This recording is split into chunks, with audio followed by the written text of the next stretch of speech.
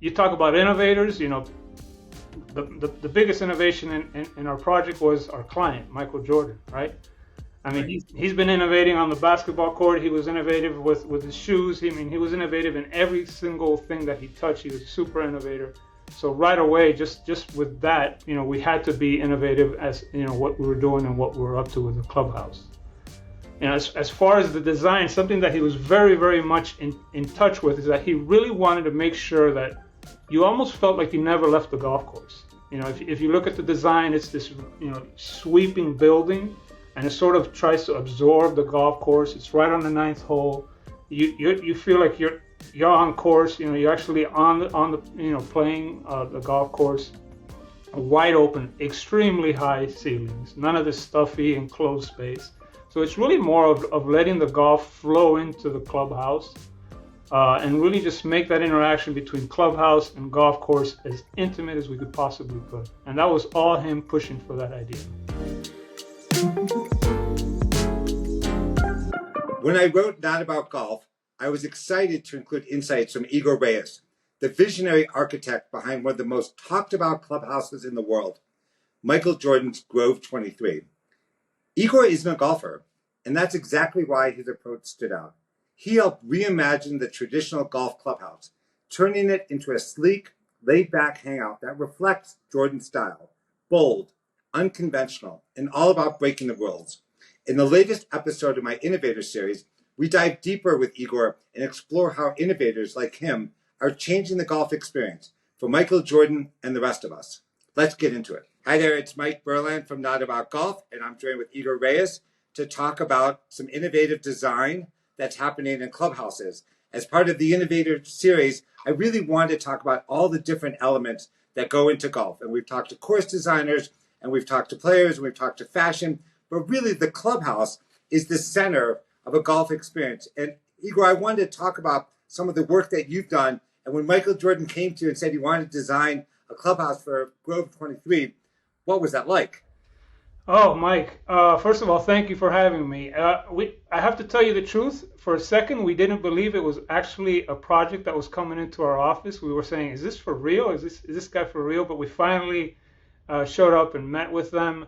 And it was a really great experience. We have a lot of hospitality work, so we know what hotels are all about. We know how to accommodate the public and all that kind of stuff. And as part of that, we've done some golf clubhouses, but really they've always been like a product of the hotel, the main hotel. The actual clubhouse itself, this was the first time we got to concentrate 100% on it. It was really all about the clubhouse.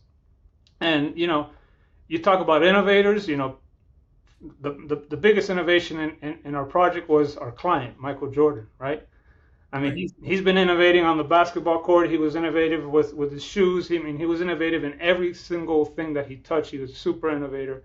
So right away, just with that, we had to be innovative as, what we were doing and what we were up to with the clubhouse. As far as the design, something that he was very, very much in touch with is that he really wanted to make sure that you almost felt like you never left the golf course. If you look at the design, it's this, sweeping building, and it sort of tries to absorb the golf course. It's right on the ninth hole. You feel like you're on course. You're actually on the playing the golf course. Wide open, extremely high ceilings. None of this stuffy enclosed space. So it's really more of letting the golf flow into the clubhouse, and really just make that interaction between clubhouse and golf course as intimate as we could possibly could. And that was all him pushing for that idea. Right. I remember when we first talked about this project, you described to me that Michael Jordan came to you and had a vision that you would be able to watch golf while you were in the clubhouse. It was almost like you were sitting in the seats watching the game, and that the golfers coming in would be the entertainment while you were smoking your cigar or you were having your cocktail. And you described it as a club. Tell me what the challenge is like, considering like most of even the best known clubhouses are mahogany, and they sort of cut the course off, and you go into a different experience. And he wanted to let the course in. Yeah. So tell me what is that like? Yeah, I mean, most of the clubhouses are very traditional, very conventional, and and they work with framing a space and then going to the next space and framing that space and then having maybe a view towards a golf course. But it's this, landscape, beautiful, composed view. In this case, I mean, from the entry to the, as you said, smoking a cigar to having a drink to sitting outside of the because there is a terrace along the side. If you're in the pro shop, you can see the golf course. I mean, it's a matter of from everywhere that you may be standing, even if you're waiting to get into the bathroom, you're sitting in a place where you can see the golf course. So it's always the golf course, the golf course, the golf course, and of course making it as loungy and as casual as possible. No real the entry procedure is basically you drive up. This is big wide drive, and you just drive up, get off your car, and in 20 feet you're already in the lounge space, and you could see the golf course. So it was really more, as you were saying, it's more about some seats that are undercover, close to a bar with a cigar, and you could watch people playing and watch them come by, past the ninth hole. So it was really about that type of experience that he wanted to create. And were there some things that Michael Jordan came to you and challenged you, like things that you really hadn't seen possible in the hotels, in the restaurants, that he wanted to bring that challenge some of the conventional norms of how it's done, in the same way that he challenged the conventional norms of how you play basketball, the conventional norms of how you do a shoe deal, right, with Jordan, like as you said. What did he challenge that made you uncomfortable, but then you rose to the occasion? Well, it wasn't uncomfortable. It was actually fun, to be honest with you. Okay, got it. Usually, when you work on a hotel, you have, first of all, the hotel brand, and they'll tell you how they want it. You have a market, so a hotel in Miami is different from a hotel in New York, from California, et cetera, et cetera. And then you have the developer who wants to do something with it, right? Right. So I want to do something special with this hotel. This was Michael Jordan working on his golf clubhouse. He was the developer, he was the market, it was him. And he was the context. So everything was him, and there was such a direct influence. Usually we get a bunch of committees and staff, right, people who, how do we do this? How do we do this? How do we get to that? And what happened here was quite simply Michael Jordan told us, and we did it. So it wasn't necessarily challenging. It was definitely very different. There was no filtering. There was no, well, let me get back to you on that. No, it was, this is what I want. Let's get it done. And you're not a golfer. No, I'm not a golfer. I'm not a golfer. Well, how can you not be a golfer and you design one of the most architecturally important golf clubhouses in the world? Well, maybe that's why. No, actually, my other partners, Don and Bruce, which have since retired, are both golfers. So believe me, they were definitely involved with the design. They pushed hard on a lot of things. But yeah, I mean, it was a conversation that we were having with Michael Jordan that really, it gave us all the cues. It was all there in the conversation. I wish I would have recorded it so we could say, oh, look, this came from there and there. So it had little to do with golf and more to do with the relationship we built with Michael Jordan. And the vision that he had and your ability to translate. Like I always say, well, he had the vision, they just didn't. I'm like, no, you can have the vision, but getting the vision, there's a lot of people who have failed and did things that are just weird trying to translate it, and you got it to happen. Yeah. We produced a little video when we presented the design, and what it was Magic Johnson, Larry Bird, and Shaquille O'Neal talking about Michael Jordan, and they used these words like flying through the air, sideways. You didn't know where he was going to come out of around other people, and they were like expressing the way he moved on the court, and we tried to not mimic that, but express those things. Like we have this long roof that goes forever and it seems to disappear into the horizon. And that's that whole shot where he's flying in the air for about 35 seconds before he puts it in the rim. Those kinds of ideas were just words coming in and out, and then he pushed us. I mean, he told us XYZ. This is what I want. This is how I need it. It was an opportunity of a lifetime. And I feel like in the design, it elevates all the players came in. Like there's a sense of feeling and belonging. But when you get there into the lounge and you look at the course, you know that this experience is going to be different than what you've had. I mean, it's legendary with the drones that bring the drinks out to the players, driving around in the scooters. And it's designed to have a different vibe and a certain speed, and like, you're here, let's go. Yeah, 100%. You know, it's like, and you know, his clientele is picked, right? He selects and all that. So, you know, you already have that friendship, and on top of that, the architecture really allows for that openness to happen immediately. Almost like as soon as you walk in, you feel like you're walking into your buddy's living room, and you happen to have a view of a golf course, and it's a golf course you're going to be playing on in a few minutes, etc., etc. So it's really that vibe of hanging out with your buddies, you know, sitting around, making jokes, doing what buddies do, and then going out, playing some golf, and coming back and just continuing with that. It's really, you know, it's almost like a clubhouse, and there's a Right. golf course next to it. But I feel that also you broke the norm of you've got to be quiet when someone hits. Like, Oh, yeah.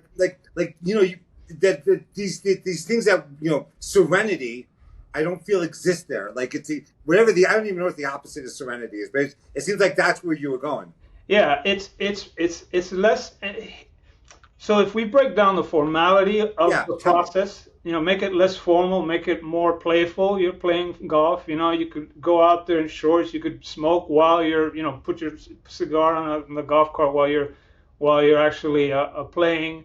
There's music, you know, and then there's people, you know, yelling at each other. Hey, Scottie Pippen's over on the 12th hole. Like that. There's all this stuff happening, and it's really just about, you know, having a good time, and the formality of you know, of golf clubhouses, that they're really formal, and they're sort of, you know, they do a good job of what they've been doing. You know, create Right. a formal place where you could just hang out with other golfers, be very respectful towards each other, and, you know, all that kind of stuff. This is a little bit more, you know, let's let loose, let's blow out the doors, let's have glass so everybody can see you and you could see everybody, and we could just get here and just enjoy each other and the golf course.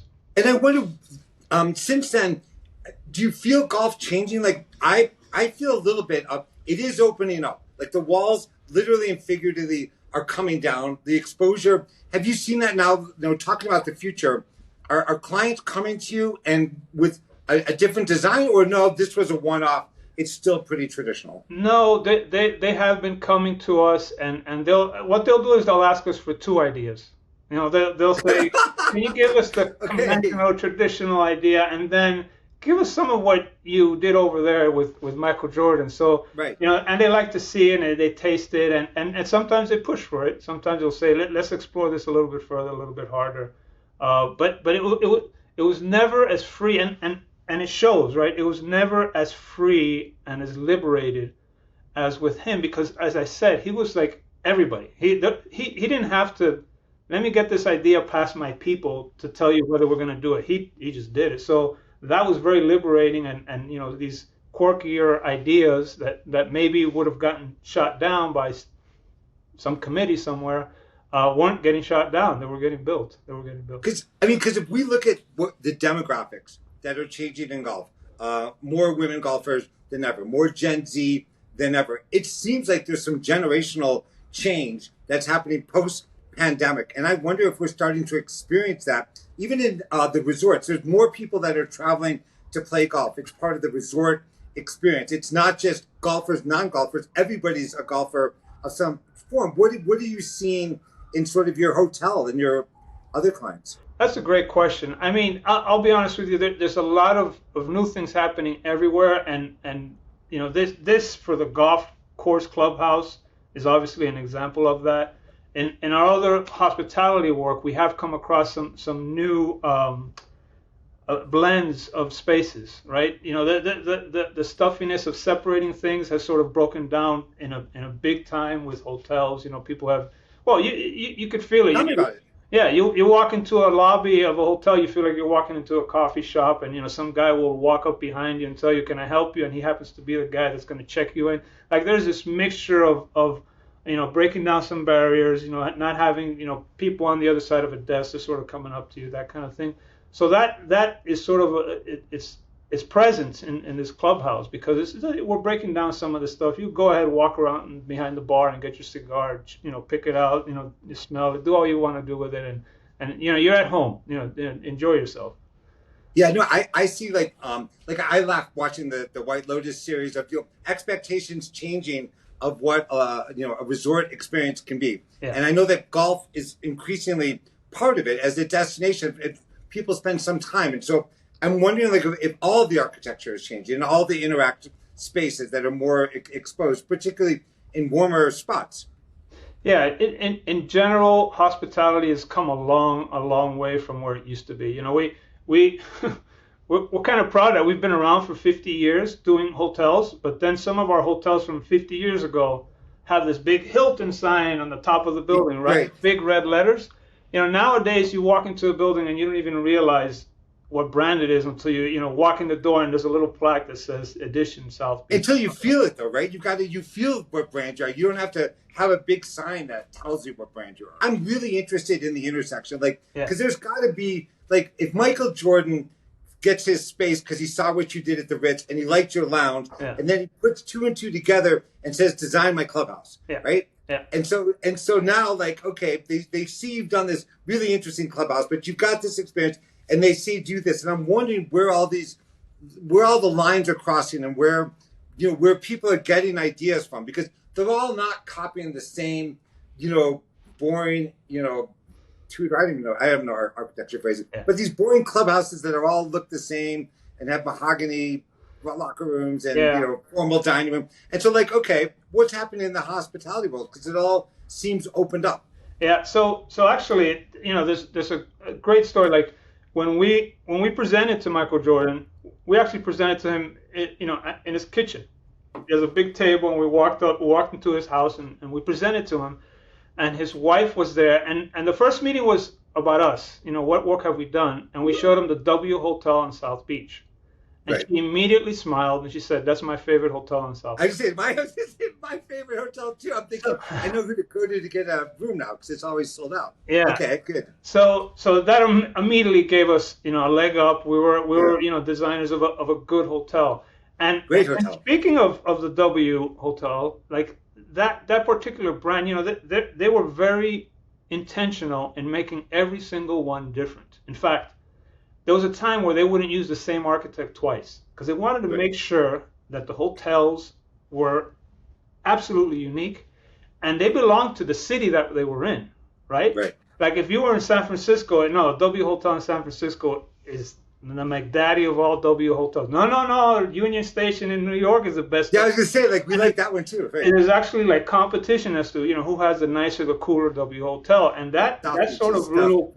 It's become boutique-y. It's become Right. a boutique thing where really and the community takes pride. They'll be real proud of it. So that we haven't done 100 as many golf course clubhouses as we have hotels, but I could tell you, it's seeping in, it's leaking in. It's going to become less traditional. We're going to start to see we are seeing a lot of new good-looking golf clubhouses that belong there. If you try to build that one in California, it won't work. It just won't work. So don't try it. Yeah, no, that's what I'm wondering. And what's the influence of? Are you feeling Gen Z there yet, or no? They're still with their parents, so they're not driving the decisions yet. No, they definitely are. They definitely are. There's a lot of brands that are coming up that are definitely driven. Actually, the W Hotel itself is going through a transformation, and they don't talk about influencers, but they do talk about their new clientele is somebody that feels comfortable anywhere, right? Right. They don't have to have the standard service that they've become accustomed to at XYZ hotel. They could go to a brand new hotel where they may not even speak the language. They may be serving food they've never had, and they really feel like open to trying all that kind of stuff. So hotel brands are actually hoping that we get a lot of that in the architecture. So they feel like they're in something brand new. They're in an adventure, even though it's the same brand, but it's an adventurous hotel.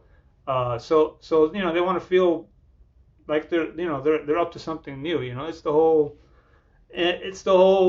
I want to do that. I want to do that. I want to do that. It happens a lot in the social media industry. Do you get any pushes to put in golf simulators? Like we're hearing that golf simulators are everywhere, and I'm wondering how that's impacting, because they don't want to go on the golf course but they need you to have, and a simulator requires some space, right? So you can't just put it in a little closet. Yeah, absolutely. Yeah, we've with hotels we've done some simulators, and now they're actually creeping into condos. I mean, condominiums are saying, yeah, we have a golf simulator as part of the amenity package.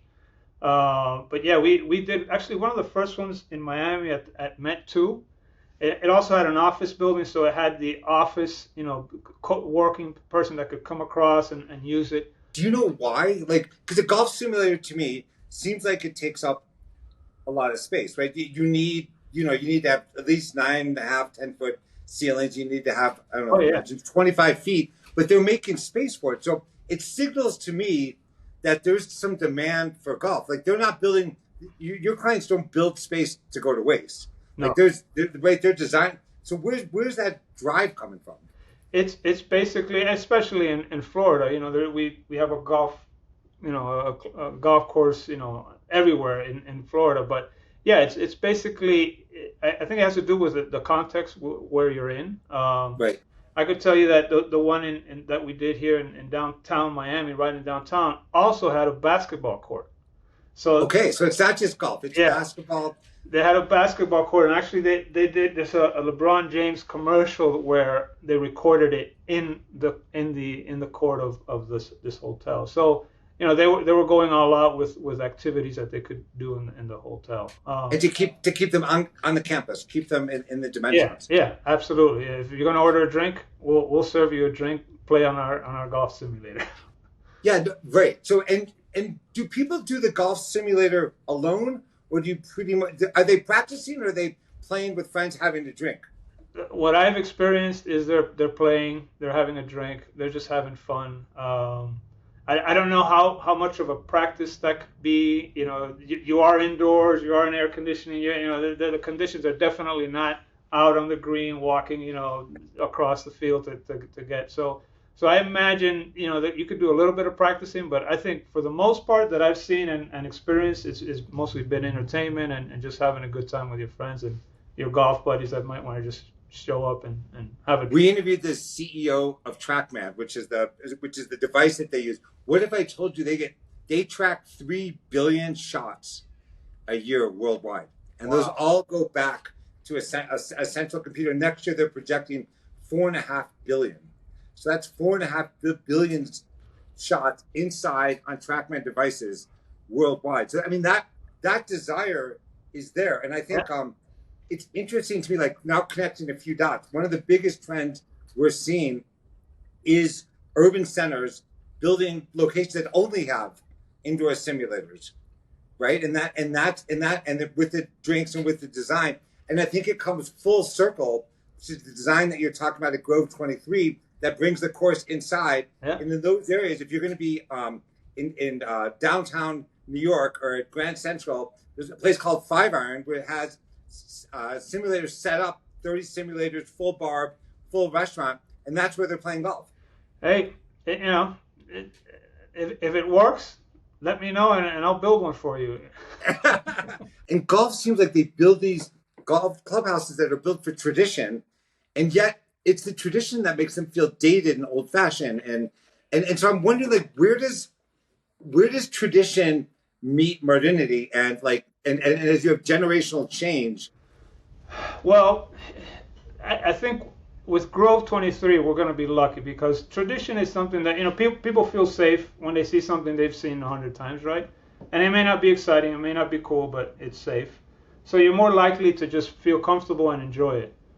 What we have here is we have a case where it's not traditional and it's not conventional, but it's Michael Jordan. So you kind of like you get exposed to his personality, and I think that Michael Jordan is going to be he's already a traditional figure in basketball, right? So he's already somebody that's built into the history of basketball. And now he's building himself into the history of clubhouses. So I think even though it's modern, I don't think it's trendy at all because it belongs to a personality, and that personality is going to live forever. So in 100 years, hopefully people say, yeah, this is Michael Jordan. He was the greatest basketball player ever existed, and this was his clubhouse, and hopefully they'll see it. It'll be representative of him. I don't think I'll do a second Michael Jordan clubhouse.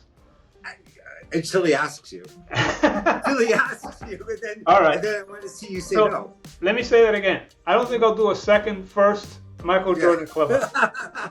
Yeah, that's great. Well, thank you so much.